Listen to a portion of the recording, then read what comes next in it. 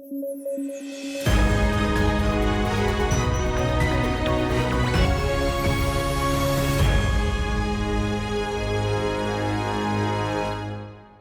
News at 9 programme में आपका स्वागत है। मैं हूं अमृत उपाध्याय। आइए जल्दी से देखें आज की हेडलाइंस। देश की पहली सोलर सिटी बनी सांची। मध्य प्रदेश के मुख्यमंत्री ने किया शुभारंभ। धार्मिक महत्व का स्थल है सांची। मैक्सिको के माया ट्रेन प्रोजेक्ट को मिला इकोसाइड का तमगा। पर्यावरणीय अपराधों को अंतर्राष्ट्रीय अपराध का दर्जा दिए जाने की मांग। रोम संधि में संशोधन की हो रही है वैश्विक स्तर पर मांग।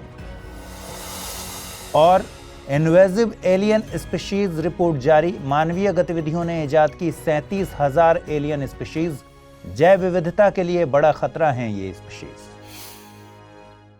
चलिए खबरों की शुरुआत करें। देश की पहली सोलर सिटी का शुभारंभ आज यानी 6 सितंबर 2023 को मध्य प्रदेश में किया गया। देश की पहली सोलर सिटी मध्य प्रदेश के सांची में तैयार की गई है। इसका शुभारंभ मध्य प्रदेश के मुख्यमंत्री शिवराज सिंह चौहान के द्वारा किया गया। सोलर सिटी बनने से यहां पर सालाना 13,747 टन कार्बन डाइऑक्साइड उत्सर्जन में कमी आएगी। साथ ही हर साल तकरीबन 7 करोड़ रुपयों की बचत होगी।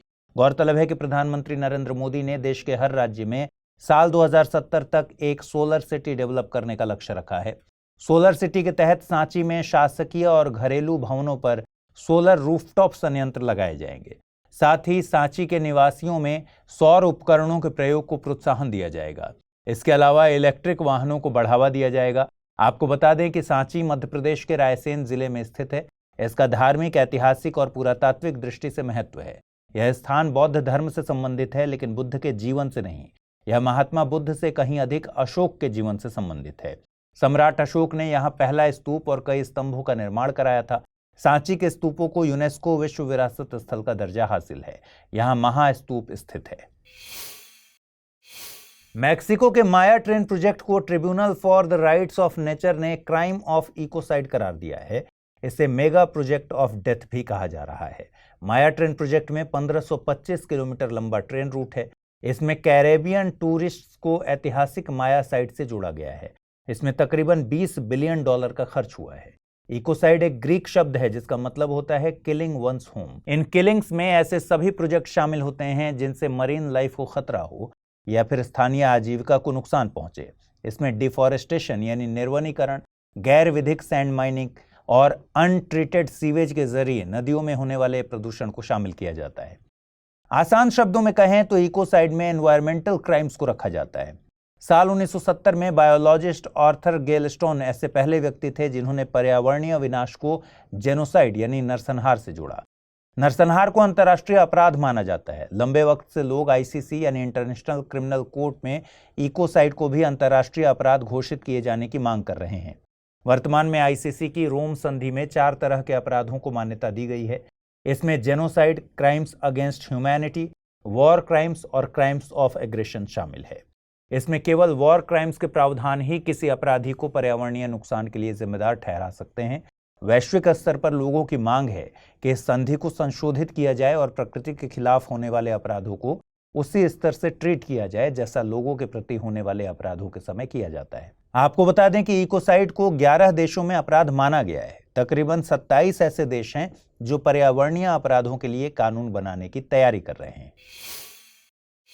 आगे बढ़ें उससे पहले जरूरी सूचना। स्टडी IQIS हिंदी की टीम ने P2I बैच लॉन्च किया है। नए बैच की शुरुआत 11 सितंबर 2023 से सुबह 8 बजे हो रही है। ये बैच इंग्लिश, हिंदी और इंग्लिश तीनों ही भाषाओं में एक ही समय पर शुरू किया जा रहा है। कोर्स की सबसे बड़ी खासियत है प्रीलिम्स क्लियर करने वाले स्टूडेंट्स के लिए स्टडी IQ की तरफ से निःशुल्क आवासीय सुविधा। इस दौरान आपके मेंस की पूरी तैयारी कराई जाएगी। साथ ही इंटरव्यू में डेफ का 1-to-1 एनालिसिस भी होगा। कोर्स में डिस्काउंट हासिल करने के लिए आपको अमृत लाइव कोड यूज करना है। इससे ये कोर्स आपको केवल 29,999 रुपए में हासिल हो सकेगा। कोर्स के संबंध में अधिक जानकारी के लिए डिस्क्रिप्शन बॉक्स में दिए गए लिंक पर क्लिक कर लीजिए। IBPES यानी the intergovernmental platform on biodiversity and ecosystem services ने assessment report on invasive alien species and their control जारी की है। इसे इन्वेजिव एलियन स्पीशीज रिपोर्ट के नाम से भी जाना जाता है। रिपोर्ट के मुताबिक वैश्विक स्तर पर जैव विविधता के नुकसान के लिए 5 प्रत्यक्ष कारकों में से एक इन्वेजिव एलियन स्पीशीज यानी आक्रामक प्रजातियां हैं। अन्य कारकों में land and sea use change, जीवों का शोषण, जलवायु परिवर्तन और प्रदूषण शामिल है। रिपोर्ट के मुताबिक मानवीय गतिविधियों की वजह से दुनिया भर में तकरीबन 37,000 एलियन स्पीशीज इजाद हुई हैं। इनमें से 3500 स्पीशीज ऐसी हैं जो वैश्विक स्तर पर पौधों और जानवरों के 60% विलुप्ति का कारण है। गौरतलब है कि वाटर हायसिंथ या जलकुंभी पृथ्वी पर सबसे ज्यादा फैलने वाली इन्वेसिव स्पीशीज है। लेंटाना पौधा दुनिया में दूसरे नंबर पर सबसे ज्यादा फैली हुई इन्वेसिव स्पीशीज है। इस मामले में ब्लैक रेट का नंबर तीसरा है। IBPES एक स्वतंत्र अंतर सरकारी एजेंसी है जिसे जैव विविधता और इकोसिस्टम में वैज्ञानिक नीतियों के इंटरफेस को बढ़ावा देने के लिए गठित किया गया है। इन्वेसिव स्पीशीज किसी भी प्रकार का लिविंग ऑर्गेनिज्म हो सकती हैं। ये पौधा, फंगस, कीट, मछली, एम्फीबियन, बैक्टीरिया, अंडे कुछ भी हो सकते हैं। ये स्पीशीज पर्यावरण, अर्थव्यवस्था और मानवीय स्वास्थ्य को नुकसान पहुंचा सकते हैं। इन्हें इन्वेसिव का लेवल इसलिए दिया जाता है क्योंकि ये बहुत तेजी से ग्रो करते हैं और रिप्रोड्यूस करते हैं। साथ ही इनमें नुकसान पहुंचाने की क्षमता होती है। हमेशा ये जरूरी नहीं है कि इन्वेसिव स्पीशीज किसी दूसरे देश से आए हों। ये स्थानिक भी हो सकते हैं, लेकिन अन्य स्पीशीज के साथ इतना गला काट कॉम्पिटिशन करते हैं कि वो सरवाइव नहीं कर पाते। तुर्की के राष्ट्रपति रेसेप तैयब एर्दोआन ने ब्लैक सी ग्रेन डील को जल्द शुरू होने का दावा किया है। यह बयान रूस के राष्ट्रपति व्लादिमीर पुतिन से मुलाकात के बाद आया है। हालांकि रूस के राष्ट्रपति व्लादिमीर पुतिन ने साफ किया है कि डील तब तक रिस्टोर नहीं होगी जब तक पश्चिमी देश रूस की शर्तें नहीं मान लेते। जुलाई 2023 में रूस ने इस डील को खत्म करने की बात कही थी। तब से ही तुर्की द्वारा इस डील को रिवाइव करने के लिए प्रयास किए जा रहे हैं। जब से रूस ने इस डील से बाहर निकलने की बात की है, रूस द्वारा यूक्रेन के ओडेसा पोर्ट पर कई हमले भी किए गए। गौरतलब है कि ब्लैक सी ग्रेन डील को UN, रूस, तुर्की और यूक्रेन के द्वारा लॉन्च किया गया था। इसका मकसद जरूरी खाने की वस्तुओं की कीमतें कम रखना, साथ ही अकाल जैसी परिस्थितियों से गुजर रहे देशों को अनाज मुहैया कराना था। अफ्रीका के वे देश जो सिविल वॉर से जूझ रहे हैं, उन्हें UN खाद्य कार्यक्रम के जरिए अनाज पहुंचाता है। यूक्रेन गेहूं, मक्का समेत सूरजमुखी के फूलों और बीजों का बड़ा निर्यातक है। रूस के आक्रमण से यह सप्लाई बाधित हुई, इसलिए ब्लैक सी ग्रेन डील को लाया गया। इसमें जरूरी कृषि उत्पाद यूक्रेन के कई पोर्ट से निर्यात किए जाते हैं। यूक्रेन के इन पोर्ट्स में चर्नोमोर्स्क, ओडेसा और यूजनी शामिल हैं। इस डील के तहत यूक्रेन के निर्यात, विशेष तौर पर खाद्यान्नों को सुरक्षित मैरीटाइम कॉरिडोर मुहैया कराया जाता है। आइए अब जल्दी से देखें आज के रैपिड न्यूज में क्या है खास। नई दिल्ली में आयोजित किए जा रहे G20 सम्मेलन के लिए एक विशेष ऐप G20 इंडिया लॉन्च किया गया है। इस ऐप का मकसद G20 से जुड़ी सभी सूचनाओं को मुहैया कराना है। पहली बार G20 के लिए एक डेडिकेटेड ऐप लॉन्च किया गया। बीते दिनों UN बायोडायवर्सिटी ने एक इंस्टाग्राम पोस्ट की थी जिसके मुताबिक फ्लोरा और फौना के साथ फंगा का यूज किया जाना चाहिए, जिससे फंगी यानी कवक के महत्व के बारे में जागरूकता फैल सके। UN के मुताबिक पृथ्वी पर कवक के बिना जीवन संभव नहीं है। वनुआतू की संसद ने सातो किल्मान को प्रधानमंत्री नियुक्त किया है। नए नियुक्त प्रधानमंत्री ने ऑस्ट्रेलिया के साथ सुरक्षा समझौते पर पुनर्विचार की बात कही है।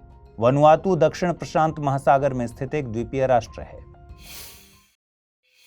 आइए अब जल्दी से देखें आज के बुलेटिन पर आधारित क्या प्रश्न बन सकते हैं। पहला प्रश्न है, माया ट्रेन प्रोजेक्ट का संबंध किस देश से है? मैक्सिको, ब्राजील या फिर इराक या इटली? अगला प्रश्न है, निम्नलिखित कथनों पर विचार कीजिए। ब्लैक सी ग्रेन डील में भारत मध्यस्थ की भूमिका में है। ओडेसा पोर्ट रूस में स्थित है। वाटर हायसिंथ एक इन्वेसिव स्पीशीज है। उपर्युक्त में से कितने कथन सही हैं? केवल एक, केवल दो, सभी तीन या फिर इनमें से कोई नहीं? आइए देखें पिछले बुलेटिन में मैंने आपसे क्या सवाल पूछे थे और उनके सही जवाब क्या हैं। निम्नलिखित कथनों पर विचार कीजिए। आरोग्य मैत्री पहल का मकसद भारत को दवा निर्माण का वैश्विक हब बनाना है। प्रोजेक्ट भीष्म के तहत दुनिया का पहला डिजास्टर हॉस्पिटल श्रीलंका ने तैयार किया है। INS दिल्ली एक मिसाइल विध्वंसक है। उपर्युक्त में से कितने कथन सही हैं? केवल एक, केवल दो, सभी तीन या फिर इनमें से कोई नहीं? इस प्रश्न का सही जवाब है विकल्प ए, यानी केवल एक ही कथन सही है। आरोग्य मैत्री पहल के तहत भारत अपने मित्र देशों को जरूरी मेडिकल सप्लाई करता है। प्रोजेक्ट भीष्म के तहत दुनिया का पहला डिजास्टर हॉस्पिटल भारत ने तैयार किया है। दूसरा सवाल मैंने पूछा था, हाल ही में WHO द्वारा गुजरात घोषणा संबंधित है। टीबी उन्मूलन से, मलेरिया के टीके से, गैर संचारी रोगों से या फिर परंपरागत दवाओं को बढ़ावा देने से? सही जवाब है विकल्प डी, परंपरागत दवाओं को बढ़ावा देने से। तो आज के इस बुलेटिन में इतना ही। कल रात 9 बजे आपसे फिर से मुलाकात होगी। अपना ख्याल रखिए, ठीक से पढ़ाई कीजिए। अगर आप इस बुलेटिन की PDF हासिल करना चाहते हैं तो अमृत उपाध्याय 007 टेलीग्राम चैनल है, इस पर इसकी PDF रोजाना मिलती है। और आज जो प्रश्न मैंने पूछे हैं उनके जवाब जरूर कमेंट बॉक्स में दीजिएगा। नमस्कार।